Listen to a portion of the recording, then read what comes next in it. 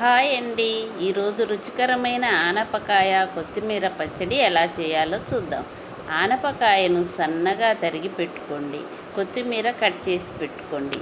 తర్వాత పచ్చిమిర్చి, కరివేపాకు, చింతపండు రెడీ చేసి పెట్టుకొని మూకుడులో కొంచెం నూనె వేసి తాలింపు గింజలు, పచ్చిమిర్చి, కరివేపాకు వేసి వేయించండి.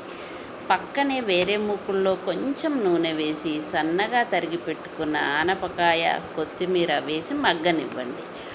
తర్వాత చల్లారిన పచ్చిమిర్చిలో 4-5 రెబ్బల వెల్లుల్లి, చింతపండు, తగినంత ఉప్పు వేసి మిక్సీ చేయండి. మిక్సీ చేసిన పేస్టును మగ్గిన ఆనపకాయ, కొత్తిమీరలో వేసి కలపండి.